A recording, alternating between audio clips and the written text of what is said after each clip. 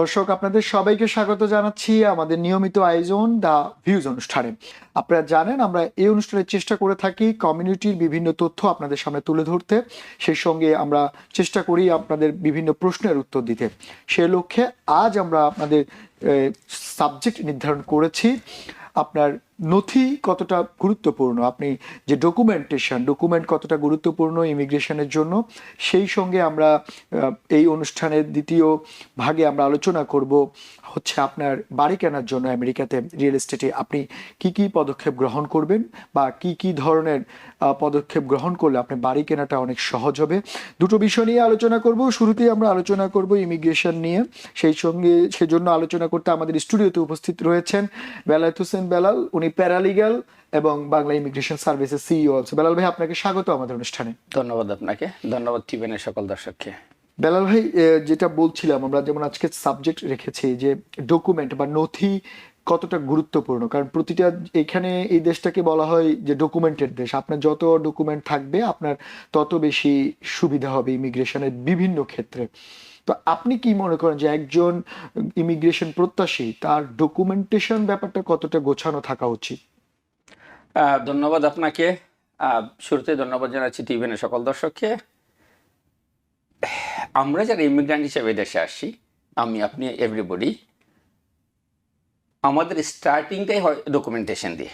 Anything যাই আমরা করতে চাই, সেটা কেউ যদি অ্যাসাইলাম করতে চান, ফ্যামিলি থেকে হয়ে আসতে চান, ওর এনি আদার ওয়ে, যদি আপনার ফাইল নই করতে চান ওর করা আছে, ডকুমেন্টেশন যদি আপনার প্রপার না থাকে তাহলে কোনো কাজ কিন্তু আপনার আগাবে না, সাকসেসফুল হবেন না।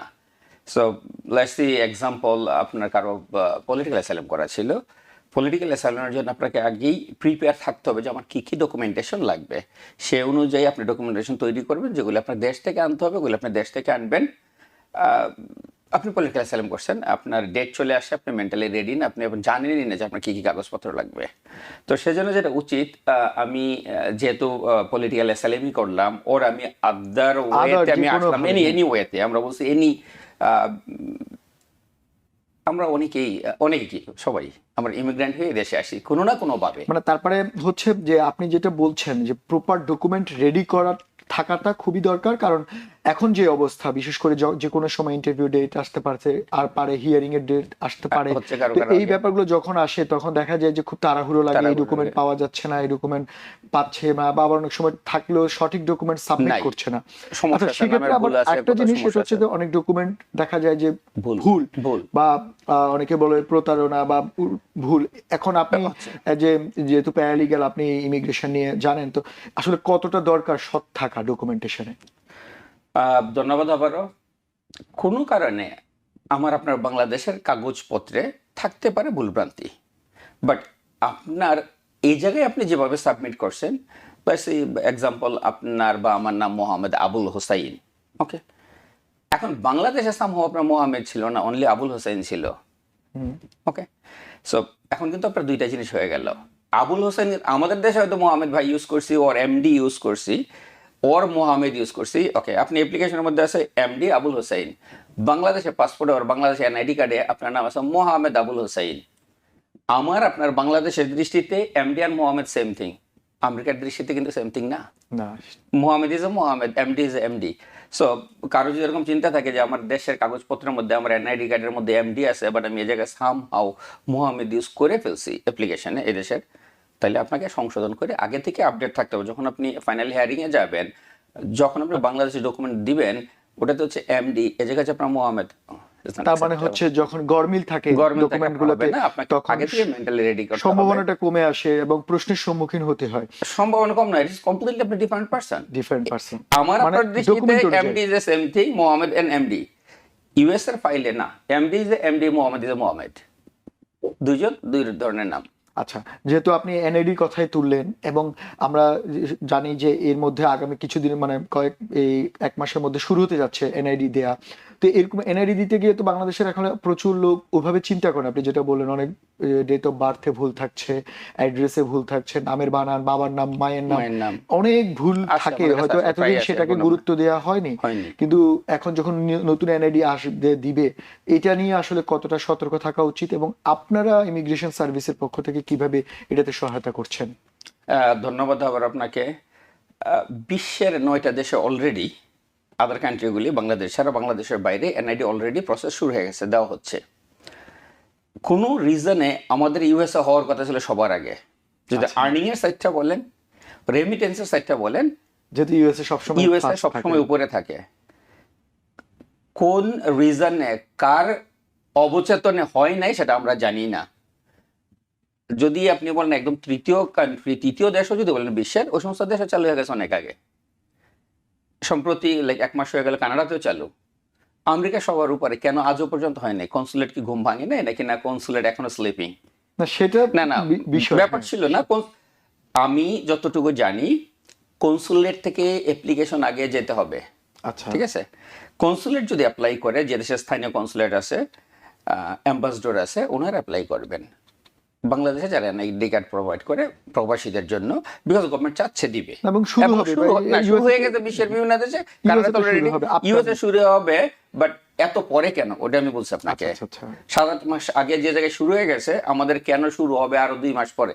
হয়তো শুরু হবে, ওকে, ইনশাল্লাহ হবে। ওকে, সো যদি কেউ চায় যে এনআইডি কার্ড করবেন, বিকজ আমরা যদি দেশে যাই এনআইডি কার্ডের জন্য এত ইজি না। সো মেনি পেপার ওয়ার্কস লাগে, যেটা আমার আপনার নাই। অনেকেই আপনার ইলেকট্রিসিটি বিল চাই, আপনার পানির বিল চাই, বাড়ি হোল্ডিং চাই, লিস্ট। আমি আপনি যখন বাংলাদেশ ভ্যাকেশনে যাই অনলি 1 সপ্তাহ আর 2 সপ্তাহের জন্য, তো 2 সপ্তাহের জন্য যখন আমরা দেশে যাচ্ছি, সো মেনি থিংস আমাদের নামে নাই। ইলেকট্রিসিটি বিল নাই আপনার আমার নামে, পানির বিল নাই আমার আপনার নামে, হোল্ডিং নাই, খাজনা নাই, দিস এন্ড দ্যাট নাই।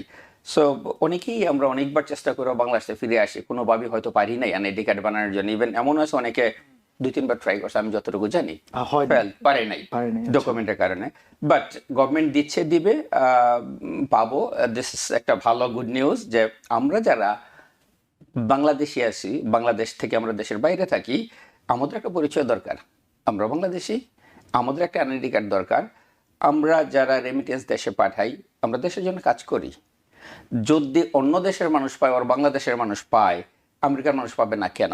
আমরা তো বাঙালি। ইয়েস, আমাদের কারো সিটিজেনশিপ চেঞ্জ হয়ে গেছে, আমেরিকান হয়ে গেছে আমরা। আমার প্রশ্নটা সেটা, আপনি যে বিষয়টা রেজ করেছেন সেটা ভিন্ন একটা বিষয়, অন্যদিন আমরা আলোচনা করব। আমার প্রশ্ন হচ্ছে, যদি শুরু হয় বা শুরু হবে, তখন একজন গ্রাহক বা যারা এটার জন্য প্রবলেম ফেস করছে, তারা কিভাবে এটাকে সমাধান করতে পারে? সেক্ষেত্রে আপনাদের পক্ষ থেকে কোনো প্রকারের সহায়তা আছে? আপনার প্রশ্নের মধ্যে 2টা ছিল সম্ভবত। একটা হচ্ছে যে নতুন অ্যাপ্লাই করা, আর যদি কারোর নাম সংশোধন থাকে, বাবা মায়ের নাম, বিকজ লেটস সি, যেটা আমরা প্রথমে বলতেছিলাম যে মোহাম্মদ আবুল হোসেন, বাট আপনার বাংলাদেশে এনআইডি কার্ডে এমডি আবুল হোসেন। এখন ইমিগ্রেশনে এই ডকুমেন্টেশনের ব্যাপারটা এত বেশি স্পর্শকাতর যে ছোট ছোট ভুল, নামের বানান, শব্দ, তারপরে ডেট অফ বার্থ, এগুলোর জন্য অনেক মানে সাফার করতে হচ্ছে। এমডি আবুল হোসেন, মোহাম্মদ আবুল হোসেন, যেটা আমি আপনাকে বুঝাইলাম, পুরো এরকম সামথিং একটা মিস্টেক। এরকম যদি কারো মিস্টেক থাকে, ইয়েস, কেউ আমাদের কাছে আসতে পারেন, আমরা ওনাদের এনআইডি কার্ডটা সংশোধন করতে পারবো। তার মানে এটা পসিবল, ইয়েস। মানে ফুল চেঞ্জ করা যাবে না। এমডি ওর মোহাম্মদ দুইটাই যেহেতু সেম আমাদের দেশের কারণে, ইয়েস সেম। আরো আপনার নামের, বাবার নামের অথবা মায়ের নামের বা কারো ভুল আছে, সেটা আপনাকে প্রুফ দিতে হবে তার বার্থ সার্টিফিকেটটাতে কি আছে, বাংলাদেশের বার্থ সার্টিফিকেটটাতে। আচ্ছা, যদি বাংলাদেশের বার্থ সার্টিফিকেট আপনার সঠিক থাকে, বাট এনআইডি কার্ডে সামহাও ভুল আসে, ইয়েস, সংশোধনযোগ্য এবং করা যাবে এবং আমরা করতে পারবো। আচ্ছা, আরেকটা জিনিস যেটা বললেন যে ডকুমেন্টের ব্যাপারটা, আপনি বললেন এনআইডি আপনারা করতে পারবেন, কিন্তু এখানে যে প্রবলেমগুলো হয়, এখানেও তো অনেকের দেখা যায় সোশ্যাল সিকিউরিটি কার্ডের মধ্যে নামের বানান ভুল আসছে, অনেকে দেখা গেল সিটিজেনশিপ পরীক্ষাতে তার পাসপোর্টের মধ্যে ডেট অফ বার্থে ভুল আসছে, এখানেও অনেকগুলো সমস্যা পড়ে কিন্তু মানুষ, আমরা যেটা দেখি। আপনি বাংলাদেশের কথা বলেন, এখানে সমস্যাগুলো আসলে কিভাবে? এখানে তো অনেকে নার্ভাস হয়ে পড়ে যখন দেখে। একদম নার্ভাসের কিছু না, অনলি 2 আওয়ার্সের কাজ। আচ্ছা, আপনার পাসপোর্টের লাইসি যেটা হয়, যখন আমরা ইউএস পাসপোর্ট নিয়ে আসি, যদি কেউ ওয়াক ইন, হ্যাঁ, সেম ডে 2 আওয়ার্সের মধ্যে বানাই, যে কাজ আমরা করি। যদি কারো ইমার্জেন্সি পাসপোর্ট বানাইতে হয়, ওর ইউএস পাসপোর্ট রিনিউ করতে জাস্ট 2 আওয়ার্স, সেম ডে আপনি 2 ঘন্টা বানাইতে পারবেন। তো যখন আপনি পাসপোর্টটা পিক করেন, অফিসার বলে, ভাই sir, you check your name, male, female, date of birth, everything is okay, then walk out. Okay. But সমস্যা হয় তখনই যখন আমরা বাই মেলে পাঠাই। মানুষ ভুল করতেই পারে টাইপিং এর মধ্যে। হয়তো লেটসে আমি আপনার সাথে কথা বলতেছি, কোথাও কাজ করতেছি, সামহাউ ওয়ার্ড আপনার একটা মিস্টেক করে ফেলছি, মেলের জায়গায় ফিমেল চলে আসছে, 1960-এর জায়গায় 1990, 6টা 9 হইতে পারে টাইপিং মিস্টেক। এরকম যদি কারোর মিস্টেক থাকে, যদি পাসপোর্টের ক্ষেত্রে হয়, অনলি 2 আওয়ার্স। কারো যদি এরকম সমস্যা থাকে আমার কাছে আসতে পারেন, আমার অফিসে আসেন, নেম কারেক্ট ওনার লেটস ওনার ন্যাচারালাইজেশন কার্ড ওর সার্টিফিকেটে ওনার নাম যা আছে, পাসপোর্টের নাম, date of birth, anything mistake আসে উনি সেম ডে ইন 2 আওয়ার্স উনি ফিক্স করতে পারবেন। আচ্ছা, সেটা তো গেল। এখন আমরা সংশোধন নিয়ে কথা বললাম, কিন্তু এমনও হয় যে অনেকে লস্ট করে ফেলে, গ্রিন কার্ড লস্ট করে ফেললো, দেখা গেল সোশ্যাল সিকিউরিটি কার্ড লস্ট করে ফেললো, বা এখন যদিও বা আধুনিক মোবাইলে ছবি তুলে রাখে, বাট অনেকে ভুলে যায়, বিশেষ করে আমাদের সিনিয়র সিটিজেন সিনিয়রদের কথা বলছি। এই যদি এরকম কোনো প্রবলেমের মধ্যে কেউ পড়ে থাকে, তো তাহলে তার আসলে প্রথমেই কি করা উচিত ইমিডিয়েটলি? ওকে, যদি কারো ইউএস পাসপোর্ট লস্ট হয়, কথার কথা, আমাদের গ্রিন কার্ড ডকুমেন্ট গুলো, সো ডকুমেন্ট যদি লস্ট হয়, যেটা আমাদের বাংলাদেশের পাসপোর্টের ক্ষেত্রে কি করতে হয় আপনাকে, পুলিশ ইনফর্ম যেতে পুলিশ, বাট এদেশে পুলিশরা বলে কেন তুমি এটা করতেছো, আমরা জানি না এটা কি দরকার। ইউএস এর ক্ষেত্রে না, আপনার কিচ্ছু দরকার নাই, সাম আপনার হারিয়ে গেছে ডান, আপনি আসেন আমার অফিসে, আমি আপনাকে অ্যাপয়েন্টমেন্ট করে দেবো, 2 আওয়ার্স আপনি নতুন বানায় নিয়ে আসেন। ওরা আপনাকে কোশ্চেন করবে না কেন হারাইছো, কোথা হারাইছো, ওর পুলিশ রিপোর্ট আছে কিনা, না এদেশে কিছু লাগবে না। না, সেটা পাসপোর্টের ক্ষেত্রে। এবার green card, same thing in green card and social, যদি আপনার হারাই গেছে আবার আপনি অ্যাপ্লাই করবেন, আমরা অ্যাপ্লাই করে দেবো। যদি গ্রিন কার্ড হয় সাধারণত নাও এ ডেজ আপনার সাম কেস ইভেন 2 উইকসের মধ্যে হয়ে যায়, কারো একটু কোনো কারণে সময় লাগে, যদি কারো ফিঙ্গারপ্রিন্ট দেওয়া থাকে not more than 90 days green card তার মানে এখানে এত ভয় পাওয়ার না, ঘাবড়ানোর কিছু নেই, কারণ এখানে প্রসেস গুলো মানে সিম্পল এন্ড ইজি। আপনি ওকে, এদেশে গভর্নমেন্ট বলছে তুমি তোমার সমস্যা ছিল, তুমি বানাবা, তুমি পে করবা, আচ্ছা আমি তোমাকে সার্ভিস দিচ্ছি। আচ্ছা, মানে একটা নির্দিষ্ট সার্ভিস ফি দিয়ে গভর্নমেন্ট আপনাকে চার্জ করবে, আপনি যে কাজ সার্ভিস গভর্নমেন্ট থেকে নেবেন আপনাকে ফি চার্জ করবে, গভর্নমেন্ট আপনাকে নতুনটা রিপ্লেসমেন্ট দিবে। এইগুলো তারপরও যেটা বড় ইম্পর্টেন্ট সেগুলো ঠিক করা উচিত, যদি হারিয়ে থাকে এটাকে আপডেট রাখা উচিত, সেটা আপনার গ্রিন কার্ড হোক, আপনার সোশ্যাল হোক, আপনার পাসপোর্ট হোক, বিশেষ করে বর্তমানে এই অস্থির সময়। বেলাল ভাই, আমাদের একজন দর্শক আছে, একটু আপনাকে থামাতে হচ্ছে, দর্শক আছিলেন, আমরা প্রশ্নটা নিয়ে আপনার কাছে আসছি। দর্শক, আপনি কে বলছেন, কোত্থেকে বলছেন, একটু বলে আপনার প্রশ্নটি করুন। আসসালামু আলাইকুম, আমি শাহরিয়ার বলছিলাম জ্যামাইকা থেকে। হ্যাঁ শাহরিয়ার ভাই বলুন। আচ্ছা, আমি একজন বাংলাদেশের বংশোদ্ভূত আমেরিকান নাগরিক। আমি কি ডুয়াল সিটিজেনশিপের আবেদন করতে পারবো কিনা? আর আরেকটা প্রশ্ন আমার, যেহেতু আমি আমেরিকাতে আছি, তো বাংলাদেশের জাতীয় পরিচয়পত্র বা ভোটার আইডি কার্ড করতে পারিনি, তো এখন এটা আমি আমেরিকা থেকে এটা আবেদন করতে পারবো কিনা? আচ্ছা, ধন্যবাদ। আপনি আমাদের সঙ্গেই থাকুন, আমাদের অতিথি আপনার প্রশ্নের উত্তর দিবে। বেলাল ভাই, উনার দুটো প্রশ্ন ছিল। প্রথম হচ্ছে উনি এখানে আমেরিকার সিটিজেন, তো উনি যেটা বলছেন যে উনার একটা হচ্ছে ডুয়েল সিটিজেনশিপ, দ্বৈত নাগরিকত্বের জন্য উনি অ্যাপ্লাই করতে পারবেন কিনা বা এটা শুরু হয়েছে কিনা, আর দ্বিতীয় হচ্ছে উনি এনআইডি কার্ড, যেটা আমরা আলোচনা করছিলাম।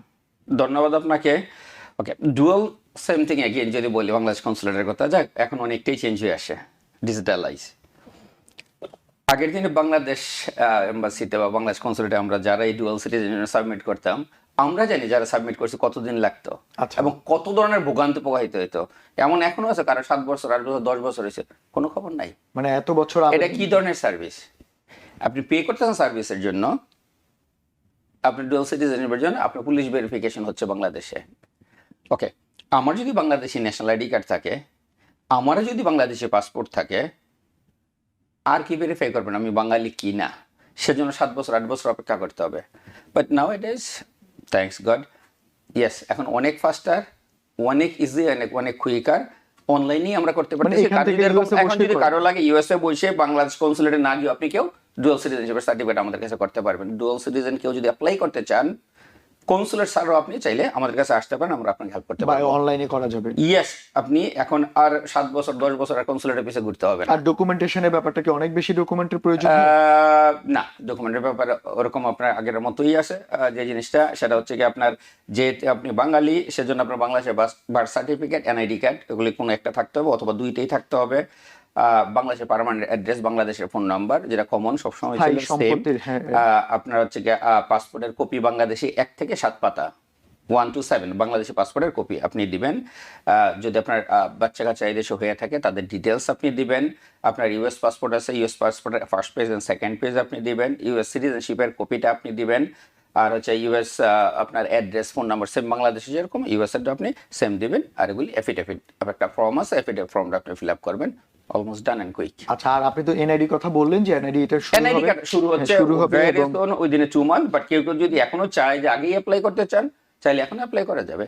আমরা অ্যাপ্লিকেশন অলরেডি অ্যাকসেপ্ট করি। আচ্ছা, যদি কেউ আরেকটা চায় যে ব্যাপার, এনআইডি কার্ডের যেহেতু জন্য অ্যাপ্লিকেশন করবেন, ইয়েস আমাদের কাছে আসতে পারেন, আমরা অ্যাপ্লাই করে দিতে পারি। সেটা করবেন আপনারা। আচ্ছা, যেহেতু নাগরিকত্বের ব্যাপারে উঠলো, ডুয়েল সিটিজেনের ব্যাপারে উঠলো, তো ডুয়েল সিটিজেন তো যারা করছে, যারা ইউএসএ সিটিজেন Yes. হচ্ছে বা বাংলাদেশের সিটিজেন হচ্ছে, কিন্তু আমার প্রশ্ন হচ্ছে অন্য জায়গায়।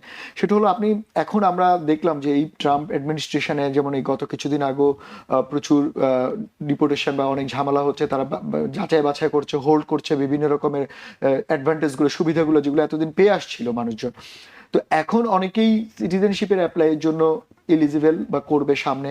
তো এখন অনেকে ভাবছে যে পাবলিক অ্যাসিস্ট্যান্ট নিলে সেই সিটিজেনশিপে ইম্প্যাক্ট পড়বে কিনা, বা তার অনেকে ম্যারিজ বেসড গ্রিন কার্ড করতে যাচ্ছে, তাদের স্পন্সরে কোনো সমস্যা হবে কিনা। এই জায়গাটা আসলে আপনি কিভাবে দেখেন যে এই জিনিসগুলো কতটা গুরুত্ব দেওয়া উচিত, বিশেষ করে পাবলিক অ্যাসিস্ট্যান্ট নেওয়া বা সিটিজেনশিপ পরীক্ষাটা ঠিক মতো দেয়া, সেটাতে আপনার কি মনে হয়? ধন্যবাদ। সিটিজেনশিপের সাথে আপনি গভর্নমেন্ট ফ্যাসিলিটিস নেওয়ার সাথে কোনো ধরনের কোনো সাংঘর্ষিক কিছু নাই। আপনি 65 ইয়ার্স ওল্ড, আপনি 70 ইয়ার্স ওল্ড, আপনি অসুস্থ, আপনার হোম কেয়ার আছে, এর জন্য যদি আপনি চিন্তা করেন যে আমি হোম কেয়ার নিচ্ছি একটা ফ্যাসিলিটিস গভর্নমেন্ট থেকে, ওর আমি ফুড অ্যাডভান্টেজ নিচ্ছি, ওর আমি উইকলি গভর্নমেন্ট থেকে ফ্যাসিলিটিস একটা নিচ্ছি, benefit আমি কি নেওয়া রাইট হচ্ছে। বেনিফিট যেটা আমি নিচ্ছি, আমি কি সিটিজেনশিপ হইতে পারবো? অ্যাবসলিউটলি আপনি হবেন। আইনের ক্ষেত্রে কোথাও কোনো বাধা নাই। বাধা নেই, আচ্ছা। সেটা আপনার নাগরিক অধিকার, গভর্নমেন্ট আপনাকে যেটা দিচ্ছে, এর সাথে আপনার সিটিজেনশিপ হওয়ার কোনো ধরাবাধা, কোনো নিয়ম নাই। আচ্ছা। আপনি নাগরিক অধিকারে আপনার স্বাস্থ্য বীমা আপনি পাচ্ছেন, আপনার হেলথ এর যেটা থাকে সেটাই আপনার স্বাস্থ্য বীমার সাথেই আসে। ফুড যদি বলি আমরা, সেটাও আপনি অ্যাজ এ নাগরিক হিসেবে আপনার যেটা প্রাপ্য সেটাই আপনি পাচ্ছেন। আচ্ছা। অন্য 10 জন যা পাচ্ছে আপনিও তাই পাচ্ছেন। না, কিন্তু সেক্ষেত্রে আপনি যেটা না, বলেন যে আপনার সিটিজেনশিপের সাথে এটার সাথে কোনো সাংঘর্ষিক কোনোভাবেই না। আচ্ছা, আপনি সিটিজেনশিপ করতে পারবেন এই সমস্ত ফ্যাসিলিটি নেওয়ার পরেও। আচ্ছা, ঠিক আছে বেলাল ভাই, আমরা আরেকজন দর্শক রয়েছেন আমাদের লাইনে, আমরা প্রশ্নটা নিয়ে আবার আসছি। Sure. দর্শক, আপনার নাম বলে প্রশ্নটি করুন। আসসালামু আলাইকুম। আমি ওয়ালাইকুম আসসালাম। জি, আমি হচ্ছে এখন ইউএসএ তে F1 ভিসায় আছি। এখন কানাডার ভিজিট ভিসায় অ্যাপ্লাই করতে যাচ্ছি। তো আপনাদের মাধ্যমে কি কানাডার ভিজিট ভিসা অ্যাপ্লাই করতে পারবো কিনা এটা জানতে চাচ্ছিলাম। আচ্ছা, আপনি ইউএসএ তে F1 বিষয়ে আসছেন, এখন আপনি কানাডার ভিসার জন্য অ্যাপ্লাই করতে চাচ্ছেন। জি, কানাডার ভিজিট ভিসা। আচ্ছা, ঠিক আছে, আপনি একটু আমাদের সঙ্গেই থাকুন। ভালো ভাই, যেটা বললো যে আপনি শুনলেন দর্শক, যে উনি F1 মানে স্টুডেন্ট ভিসা এখানে আসছে, তো এখন উনি কানাডার জন্য ভিসা অ্যাপ্লাই করবে। তো এটা কি সম্ভব কিনা যে কানাডার ভিসা এখান থেকে বসে করা যাবে কিনা? ধন্যবাদ আপনাকে। যে চাচ্ছে যে এখন ভিসা, স্টুডেন্ট ভিসা উনি আসছে, উনি এবং কানাডার জন্য ভিসা করবে, অনেক ইজি, ওয়াইজ, বুদ্ধিমান। ইয়েস, আমি এক্সাম্পল যদি আমি আপনি হই যে আমরা স্টুডেন্ট ভিসা এই জায়গায় আসি, আমি স্টুডেন্ট ভিসায় থাকবো, কোনো কারণে হয়তো ব্যাটে বলে মিলে না, যেহেতু এ জায়গায় ইমিগ্রেশনের অবস্থা আমি আপনি আমরা সবাই জানি একটু নড়বড়ে। সো ওয়াইজ, যদি আপনি চান আপনার পাসপোর্ট ভ্যালিডিটি যদি 10 ইয়ার্স থাকে, 10 ইয়ার্সের আপনি কানাডার ভিসা পাবেন, গ্যারান্টি উনি ভিসা পাবে। যে তার মানে F1 এটা আসছে গেছে, উনি স্টুডেন্ট, উনি 100% কানাডার ভিসা পাবে এবং 10 ইয়ার্সের ভিসা পাবে। ওকে, সো লেটস সি ওনার স্টুডেন্ট শেষ হয়ে যাচ্ছে next 3 years, next 4 years, next 5 years, তো 5 বছর পর হয়তো ওনাকে ব্যাক করে চলে যেতে হবে। ওকে, এখন উনি যদি চায়, যদি ওনার কানাডা ভিসা করা থাকে, উনি কানাডা যাবেন, ওকে, 30 ডেজের বেশি থাকবেন, আবার এদেশে ফিরে আসবেন, উনি মাল্টিপল ভিসা নিয়ে দেশে থাকতে পারতেছেন, আসা যাওয়া করতে পারবেন। ওর বাই দিস টাইম আইদার উনি এই দেশে কোনো কিছু একটা ইনশাল্লাহ হয়তো হয়ে যাবে বা করে ফেলবেন, যদি না হয় উনি যদি কানাডার 10 ইয়ার্সের মাল্টিপল থাকে, দুইটাই প্যারালাল ভালো কান্ট্রি, দুইটার একটাতে উনি সেটেল হতে সেটা পারবেন। খুবই মানে আপনি যেটা বলেন ওয়াইজ, আমি যেটা বলছি যে ওনার ডিসিশনটা হচ্ছে ওয়াইজ ডিসিশন, যে আমি স্টুডেন্ট, আমি একটা ভিসা করে সেটা রাখি। পাবে। বেলাল ভাই, আমাদের কিন্তু আমাদের এক্সপেন্সিভ না, কিন্তু ইটস ভেরি চিপ। এবং আপনারা এটা সহায়তা করছেন। বেলাল ভাই, Yes. আমাদের সময় খুবই কম, আপনার থেকে লাস্টে ছোট্ট করে জানতে চাইবো, যেটা হচ্ছে যে হজের ভিসা, ওমরা হজ চালু হচ্ছে, তো সেক্ষেত্রে ওমরা হজের জন্য আসলে কি করা উচিত, এখন এই মুহূর্তে কি প্রিপারেশন নেওয়া উচিত? আপনি 13 তারিখ থেকে বোধহয় অ্যাপ্লিকেশন শুরু Right. হবে। ধন্যবাদ আপনাকে। 13ই জুন থেকে যারা উমরা হজে যাবেন তাদের Bangladeshi passport green card holder, ওনারা চাইলে অ্যাপ্লাই করতে পারেন ভিসার জন্য, আর 15 তারিখ থেকে আপনারা এন্ট্রি করতে পারবেন হজের, উমরা এবং হজের সেই জন্য। কাজগুলো আপনাদের হজের প্রতি- ইমিগ্রেশন yes, সার্ভিসে yes. আসলে করতে পারবে। বেলাল ভাই, আপনাকে অসংখ্য ধন্যবাদ আমাদের সঙ্গে যোগ দেওয়ার জন্য। সময় আসলে খুব স্বল্পতার কারণে হয়তো আলোচনা করা কম হলো, আগামীতে হয়তো আরো আলোচনা করব। ধন্যবাদ আপনাকে। ধন্যবাদ আপনাকে, ধন্যবাদ টিভেনের সকল দর্শককে। সবাই ভালো থাকবেন, ঈদের অগ্রিম শুভেচ্ছা, ঈদ মোবারক। আপনাকে ঈদ মোবারক। দর্শক, আপনারা শুনছিলেন, আমরা ইমিগ্রেশনের বিভিন্ন বিষয় নিয়ে আলোচনা করছিলাম। আমরা একটা ছোট্ট বিরতিতে যাব, বিরতির পর এসে আমরা আলোচনা করব আমেরিকায় বাড়ি কিনতে হলে আপনি কোন কোন বিষয়ে সতর্ক থাকতে হবে। ততক্ষণ আমাদের সঙ্গেই থাকুন। বিরতির পর আপনাদের সবাইকে আবারও স্বাগত জানাচ্ছি দ্য ভিউজ অনুষ্ঠানে। আমরা যেমনটা বলছিলাম বিরতির আগে, আমরা এই বিরতির পর এখন আলোচনা করব আমেরিকায় বাড়ি কিনতে হলে আপনাকে কোন কোন বিষয়ে সতর্ক থাকতে হবে। কারণ এখন সামার মৌসুম, অনেকেই বাড়ি কেনার জন্য আগ্রহী, বাড়ি কেনার জন্য অলরেডি বাড়ি দেখছেন, কিন্তু অনেক বিষয় আসলে অনেকে একটু কনফিউজ থাকেন। আমরা চেষ্টা করব আজকে সেই বিষয়গুলো আপনাদের সামনে তুলে ধরার জন্য। আর সেই ক্ষেত্রে আমাদের সঙ্গে আলোচনা করার জন্য অনলাইনে যুক্ত হচ্ছেন licence real estate sales person Buffalo থেকে মোহাম্মদ আহসান। আহসান ভাই, আপনাকে স্বাগত আমাদের অনুষ্ঠানে। ধন্যবাদ। আহসান ভাই, আপনাকে দেখলে যে জিনিসটা সবসময় মনে হয়, আপনি সবসময় যে কাজটা করে থাকেন, মানুষকে আসলে স্থায়ী সম্পদ গড়াতে সাহায্য করেন, যেটা আসলে খুবই দরকার। মানুষ স্বপ্ন থাকে আমেরিকাতে যেই আসুক না কেন, অভিবাসন হিসেবে তাদের স্বপ্ন থাকে যে কখনো একটা বাড়ি কিনবে, একটা সম্পদ গড়বে, এবং সেই সম্পদ বাড়ি কেনার জন্য আপনারাই হচ্ছেন সবচেয়ে বড় মাধ্যম। আমার যেটা প্রশ্ন, যে যদি একটু ছোট্ট করে বলতেন যে বাড়ি কেনার জন্য আসলে একজন বাড়ি কেনার যে গ্রাহক বা ক্রেতার কি কি প্রিপারেশন থাকা উচিত আসলে?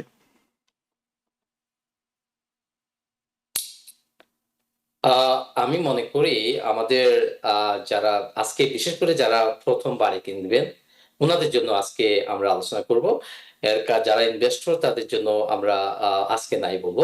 তো প্রথম যারা বাড়ি কিনবেন ওনাদের মধ্যে অনেক কনফিউশন কাজ করে যে কোথা থেকে শুরু করবে, এবং উনি কোয়ালিফাইড কিনা, বাড়ি কেনার ক্ষেত্রে কোথায় যাবে, কার সাথে কথা বলবে। তো সেই ক্ষেত্রে আমি মনে করি আপনি বাড়ি কেনার জন্য যে লোকেশন পছন্দ করবেন, যেখানে আপনি বাড়ি কেনেন না কেন, সেই লোকাল একজন লাইসেন্স রিয়েল এস্টেট এজেন্টের সাথে যোগাযোগ করবেন। সেক্ষেত্রে ডেফিনেটলি আপনি রিভিউ দেখবেন অথবা আপনার পরিচিত লোকজনের সাথে কথা বলবেন, যে আপনার সাথে যাকে আপনার কমফোর্টেবল মনে হবে, ট্রাস্ট করা যাবে, অথবা যার সাথে কাজ করলে আপনি মনে করবেন যে আপনি প্রপার গাইডেন্স পাবেন, ওরকম একজন লাইসেন্স রিয়েল এস্টেট এজেন্টের সাথে যোগাযোগ করবেন। তো বাড়ি কেনার ক্ষেত্রে আপনার প্রথমত যদিও ফাইন্যান্সের হয়, কিন্তু আমি মনে করি প্রথম বায়ার হিসেবে আপনি একজন লাইসেন্স রিয়েলিস্টের সাথে এজেন্টের সাথে যখন যোগাযোগ করবেন, এজ এ গাইড হিসেবে কাজ করবে। বাড়ি চুজ করা থেকে বাড়ি ফাইন্যান্স আপনাকে কানেক্ট করে দিবে, এবং আপনার বাড়ি ক্লোজ হওয়ার পর আপনাকে এজ এ গাইড হিসেবে কাজ করবে। তো এখন আপনার প্রথমত যে জিনিসটা আপনাকে জানতে হবে যে আপনি কি বাড়ি কেনার ক্ষেত্রে আপনি কোয়ালিফাইড কিনা, অথবা আপনি বাড়ি কিনতে গেলে আপনার কতটুকু ডাউন পেমেন্ট লাগবে, এবং বাড়ি কেনার পরে আপনি কতটুকু অ্যাফোর্ড করতে পারবেন যে মান্থলি পেমেন্ট। আপনি বাড়ি কিনলেন, হয়তো ডাউন পেমেন্ট ম্যানেজ করলেন, কিন্তু আপনার যে মান্থলি পেমেন্ট সেটা আপনাকে জানতে হবে যে আপনার প্রতি মাসে আপনার খরচ কি কি ক্ষেত্রে আসতে পারে, এবং এই খরচগুলো আপনি কতটুকু অ্যাফোর্ড করতে পারবেন সে বিষয়ে আপনাকে খেয়াল রাখতে হবে।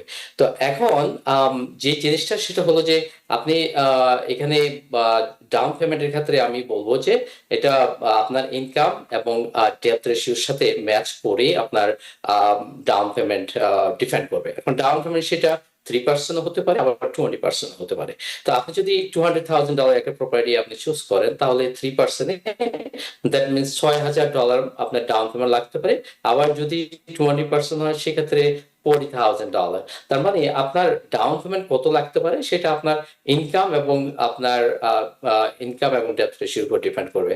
এখন আপনি ডাউন পেমেন্ট রেডি করলেন, কিন্তু বাড়ি কেনার ক্ষেত্রে একটা ক্লোজিং কস্ট আছে, সেই বিষয়টাও আপনাকে খেয়াল করতে হবে। কারণ আপনি এখন প্রি অ্যাপ্রুভাল নিলেন, কিন্তু আপনি জানলেন না যে এই যে ক্লোজিং কস্ট আপনার লাগবে, ডাউন পেমেন্ট নিয়ে বসে আছেন। এখন যখন আপনি কন্ট্রাক্টে যাওয়ার পরে যে আপনার ক্লোজিং কস্ট সে সম্পর্কে আপনার কোনো ধারণা নাই, তাহলে হবে কি অনেক ক্ষেত্রে আপনার এই টাকাটা ম্যানেজ করতে আপনার জন্য অনেক কষ্ট হয়ে যাবে। তো আপনার একদম মেন্টালি বাড়ি কেনার যে একটা স্বপ্ন, যে একটা আনন্দ, সে ড্রিম, যে আবেগ, সেটা আপনার জন্য অনেক অনেক সময় পেইনফুল হবে। তো এখন আপনি যে জিনিসটা করবেন, আমি প্রথমে বায়ারদেরকে উদ্দেশ্য করে যেটা বলতে চাচ্ছি সেটা হচ্ছে আপনি এজেন্টের সাথে যোগাযোগ করবেন। এজেন্ট আপনাকে 2-3 জন হয়তো ল্যান্ড না আহসান ভাই, আপনি যেটা বললেন, আপনি নাম্বার আসলে দিয়ে দিবে। আহসান ভাই, আপনাকে একটু থামাতে হচ্ছে। আপনি অনেক সুন্দরভাবে বলেছেন যে এই স্টেপগুলো মেনটেন করতে হবে এবং আপনার একজন লাইসেন্স রিয়েল এস্টেট সেলস পার্সনের সঙ্গে যোগাযোগ করতে হবে। কিন্তু আমার যেটা প্রশ্ন সেটা হচ্ছে, আপনি বলেন ডাউন পেমেন্টের ব্যাপার এবং ইনকাম যে সোর্সের ব্যাপারটা, যে এখন অনেকে চিন্তা করছে যে তার কাছে ক্যাশ টাকা রয়েছে, কিন্তু সেই টাকাটা আসলে কোত্থেকে আর্ন হলো, সেই জায়গাটা কিভাবে প্রুভ করবে। আবার অনেকে দেখা গেল 1099-এ জব করছে, WT-তে অনেকেই জব করছে না, সেক্ষেত্রে একটা প্রবলেম থাকছে। এবং আরেকটা যে জিনিসটা হচ্ছে ডাউন পেমেন্টের ব্যাপারে আমাদের কমিউনিটিতে একটা কনফিউশন থাকে যে কত টাকা ডাউন পেমেন্ট দিলে আসলে কত পার্সেন্ট দিলে উনি এলিজেবল হবে বাড়ি কেনার জন্য, এরকম কি কোনো স্পেসিফিক কোনো ব্যাপার আছে? সেটা অবশ্যই আপনার ল্যান্ডারের সাথে যখন আপনি যোগাযোগ করবেন, ল্যান্ডার আপনার ইনকাম, আপনার জব রেকর্ড উপর ডিপেন্ড করে আপনাকে কোন প্রোগ্রামে আপনাকে অ্যালাউ করবে এবং কতটুকু ডাউন পেমেন্ট আপনার লাগবে, ইভেন আপনি কতটুকু মান্থলি পেমেন্টের জন্য এলিজিবল হবে, সেটা ল্যান্ডার ডিসাইড করবে। ল্যান্ডারের সাথে যখন আপনি যোগাযোগ করবেন, সেক্ষেত্রে আরেকটি জিনিস আপনাকে মনে রাখতে হবে যে আপনার ল্যান্ডার টু ল্যান্ডার আপনার টার্ম কন্ডিশন গুলো, আপনার যে ক্লোজিং কস্ট ডিফারেন্ট হবে। সেক্ষেত্রে বেস্ট ল্যান্ডার চুজ করতে হবে। আপনি ইচ্ছা করলে আপনি দুইজন ল্যান্ডারের সাথে যোগাযোগ করতে পারেন at the same time, you are allowed to do that, আপনি সেটা করতে পারেন। এখন সেই ক্ষেত্রে হবে কি, আপনি তখন কম্পেয়ার করতে পারবেন যে কোন ল্যান্ডারে আপনাকে বেটার টার্ম কন্ডিশন দিচ্ছে এবং কোন ল্যান্ডারে আপনাকে ক্লোজিং কস্ট গুলো আপনার সেভ হচ্ছে। কারণ কখনো কখনো আমরা দেখি, কারণ আমরা হয়তো দেখা যায় যদি মান্থলি, আমি আমার নিজের এক্সপিরিয়েন্স থেকে বলি, যদি আমি লাইক 10টা ট্রানজেকশন ক্লোজ করি, তার মানে আমি 10টা ক্লোজিং স্টেটমেন্ট দেখতেছি, কিন্তু এজ এ প্রথম যারা বায়ার হয় ওনারা হয়তো ওই ক্লোজিং স্টেটমেন্টটা বুঝতেও কষ্ট হবে, তা আপনি হয়তো টের পাচ্ছেন না। কিন্তু যখন আপনি ক্লোজিং স্টেটমেন্ট এবং বাড়ি ক্লোজ করার পর আপনি বুঝতে পারতেছেন না যে আপনার যে ক্লোজিং যে স্টেটমেন্ট ল্যান্ডার টু ল্যান্ডার কিন্তু ডিফারেন্ট হবে। আরো অনেক কিছু বিষয় আপনাকে চিন্তা করতে হবে, যেমন আপনাকে চিন্তা করতে হবে যে আপনার যে ল্যান্ডার আপনাকে যে প্রি অ্যাপ্রুভাল দিচ্ছে এবং যে টার্ম কন্ডিশন গুলো আপনাকে দিবে, সেখানে অনেকগুলো বিষয় আপনাকে খেয়াল করতে হবে। আপনার যে ইন্টারেস্ট রেট সেটা দেখতে হবে, আপনাকে দেখতে হবে যে এটা কি ফিক্সড ইন্টারেস্ট রেট কিনা, এটা কি অ্যাডজাস্টেবল কিনা। এবং এখানে ফিক্স যদি হয় তাহলে হবে কি, আপনি ডে 1 অথবা মান্থ 1 থেকে যে পেমেন্টটা দিবেন 360 পেমেন্ট পর্যন্ত আপনার সেম থাকবে, চেঞ্জ হবে না। যদি ইন্টারেস্ট রেট কমে যায় তাহলে আপনি রিফাইন্যান্স করতে পারবেন, কিন্তু যদি অ্যাডজাস্টেবল হয়, অনেক বায়ার আছে তারা এই জিনিসগুলো এগুলো একটু খুবই সেন্সিটিভ, আপনাকে এটা খেয়াল করতে হবে। তো সেক্ষেত্রে আমি আরো ডিপলি বলবো, তো সর্বোপরি আপনি যদি একজন লাইসেন্স রিয়েল এস্টেট এজেন্টের সাথে যোগাযোগ করেন এবং তার সাথে যদি টাইম টু টাইম আপনার কোনো কোশ্চেন থাকে কথা বলেন, আপনি প্রত্যেকটা জিনিস স্পেসিফিকলি আমরা এক্সপ্লেন করতে পারবো এবং আপনার জন্য যেটা বেটার হবে, আপনার সেফটির জন্য আপনি ডেফিনেটলি অলওয়েজ একজন লাইসেন্স রিয়েল এস্টেটের সাথে এঙ্গেজ থাকবেন। আপনি এই যে বিষয় প্রথম বায়ার হিসেবে তাদের জানারই বিষয় না। আপনি 5 ইয়ার্স ইন্টারেস্ট রেট অ্যাডজাস্টেবল রেটে আপনি সাইন করছেন, সাইন করার পর হলো কি, এবং 5 বছর পরে আপনি দেখলেন যে হঠাৎ এটা ইন্টারেস্ট রেট বেড়ে গেল, আপনার পেমেন্ট 2000 থেকে 3000 হয়ে গেল, তখন আপনি কিন্তু অ্যাফোর্ড করতে পারবেন না। আরেকটা বিষয় হলো যে আপনার এখানে অনেক সময় ফ্রি পে পেনাল্টি থাকে। এই জন্য ফ্রি পে পেনাল্টিটা আপনার দেখা যাচ্ছে যে আপনি হয়তো 1 বছর পরে ইন্টারেস্ট রেট কমে গেল, আপনি এখন 7% নিচ্ছেন, 1 বছর পরে সেটা 5% হয়ে গেল, আপনার একটা সুযোগ থাকবে আপনি রিফাইন্যান্স করবেন, তাহলে হবে আপনি মান্থলি পেমেন্টটা অনেক কমে যাবে। কিন্তু যখন আপনার ফ্রি পে পেনাল্টি থাকে, সেই ক্ষেত্রে আপনার এই যে রিফাইন্যান্স যখন করবেন আপনাকে সেই পেনাল্টি দিতে হবে। It's very important. আপনি ল্যান্ডার টু ল্যান্ডার আপনি যখন রাইট ল্যান্ডার যদি চুজ না করেন, আপনার এই ছোট ছোট বিষয়ের জন্য আপনি যখন সাইন করবেন এট দ্য এন্ড আপনার কিছুই করা থাকবে না। তো প্রত্যেকটা বিষয়ে আপনাকে অনেক নজর রাখতে হবে। এবং এরপরে আসলে আপনার যখন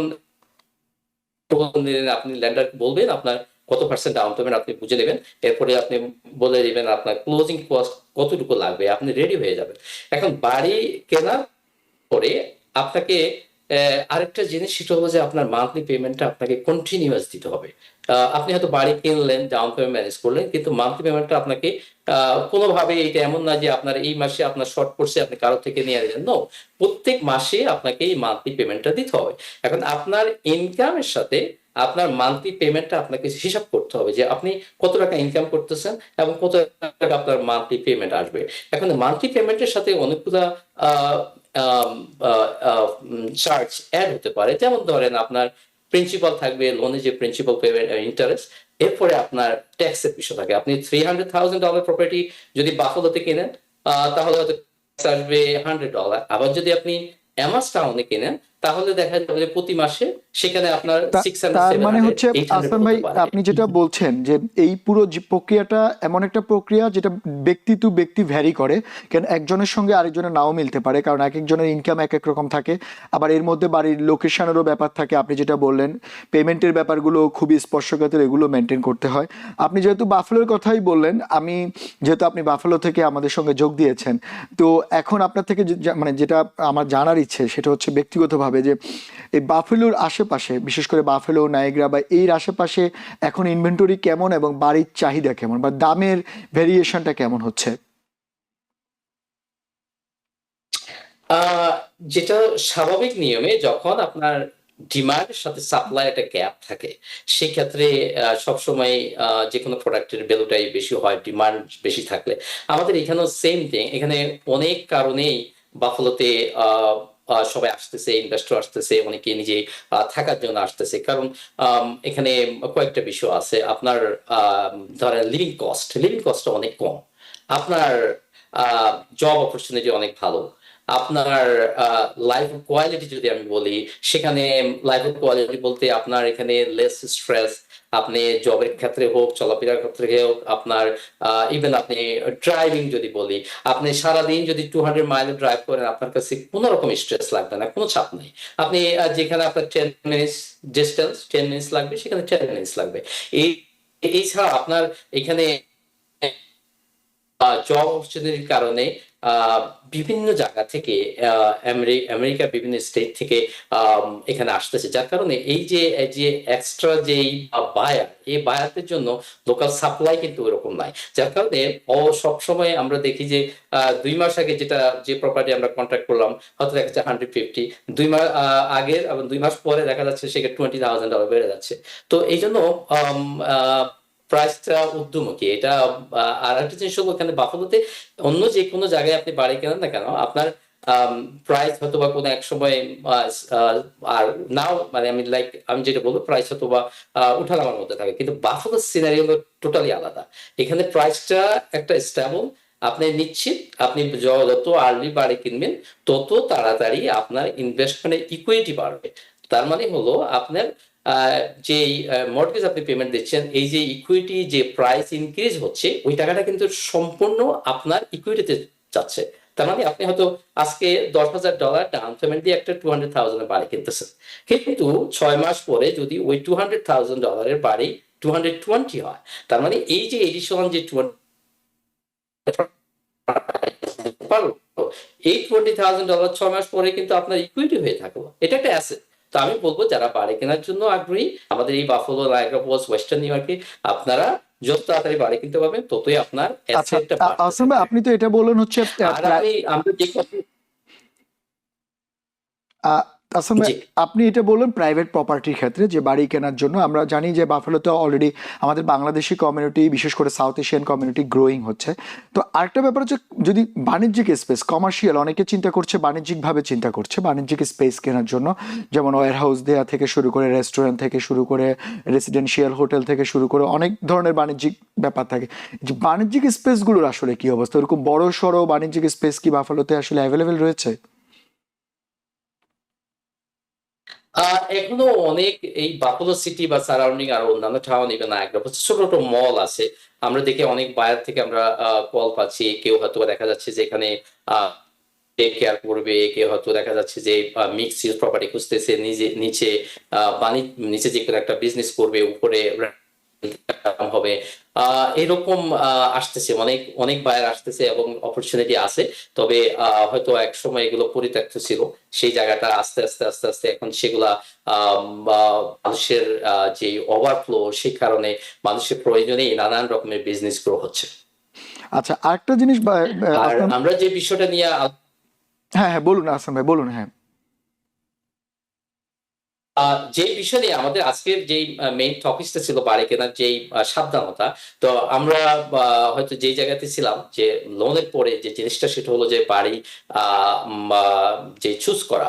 এখন চুজ করার ক্ষেত্রে আপনাকে চিন্তা করতে হবে যে আপনি যেখানে বাড়ি কেনেন না কেন, বাড়ি কেনার ক্ষেত্রে ফার্স্টে হোম বায়ের মধ্যে এক ধরনের ইমোশন কাজ করে। সেই মডেল থেকে অনেক সময় দেখা যাচ্ছে আপনি $200,000 একটা বাড়ি কেনার জন্য আপনি বাড়ি খুঁজতেছেন, কিন্তু ভালো বাড়ি যখন পছন্দ হয়ে গেল 1 লাখ $275,000 বাড়ি কিনলেন। আমরা আমাদের মধ্যে ফিল করি যে আমি প্রপার্টি কেনার পরে সোশ্যাল মিডিয়া দেবো, আমার সবাই বন্ধু লাইক দিবে এবং কমেন্ট করবে। It's not important. ইম্পর্টেন্ট যে আপনার আবেগের চেয়ে আপনার যে মান্থলি পেমেন্টের কথা আপনাকে চিন্তা করতে হবে, যে আপনি আজকে বাড়ি কিনলেন আবেগ দিয়ে, কিন্তু এট দ্য এন্ড হয়তো দেখা যাচ্ছে যে একটা পর্যায়ে আসা যাবে এই মান্থলি পেমেন্টটা আপনার জন্য কষ্টকর হয়ে যাচ্ছে, আপনাকে এক্সট্রা আওয়ার কাজ করতে হচ্ছে। সেই দিকে নাই যাই, আমি আমার যতটুকু অ্যাফোর্ডেবল হবে অতটুকুর মধ্যে একটা বাড়ি কেনাটা আমার অনেক গুরুত্বপূর্ণ।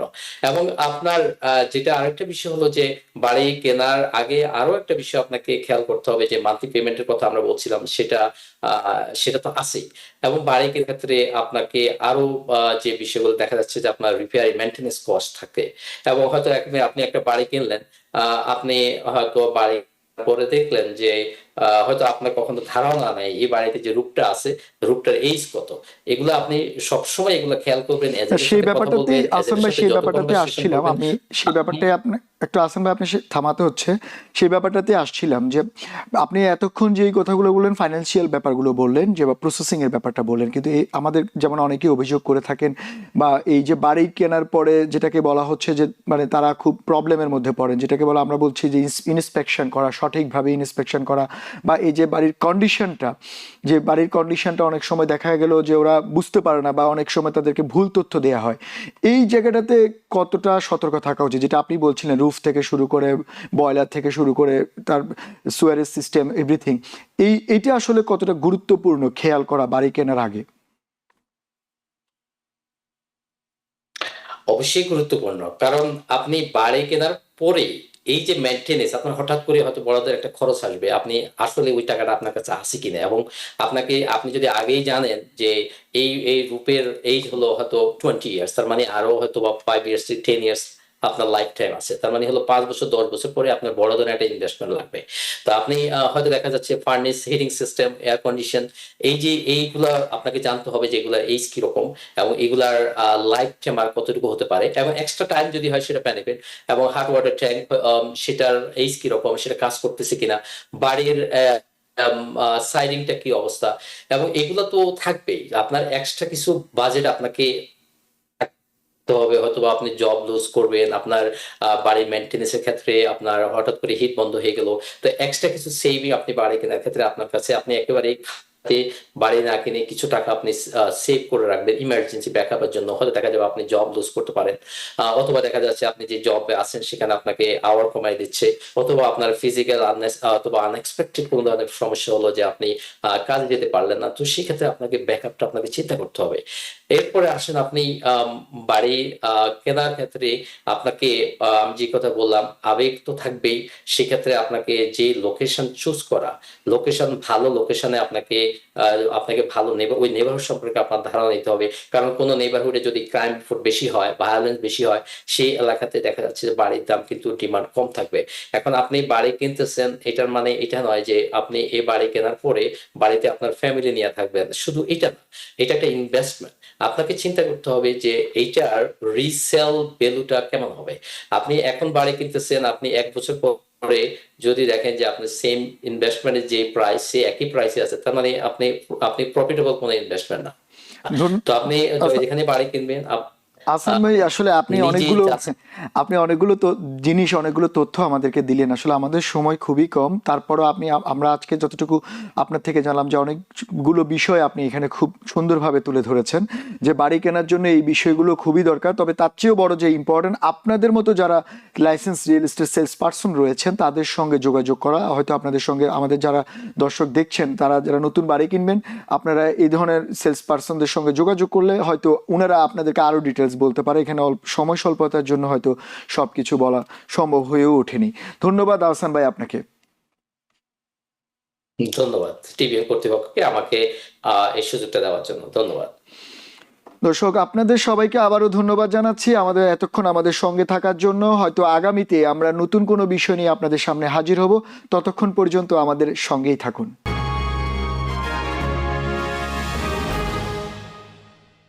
টিবিএন 24 টেলিভিশন দেখতে আজই কল করুন 7187776556। লগ ইন করুন www.totalcablebd.com। নিউ ইয়র্ক থেকে সম্প্রচারিত টিবিএন 24 টেলিভিশন বিশ্বজুড়ে বাঙালির কণ্ঠস্বর।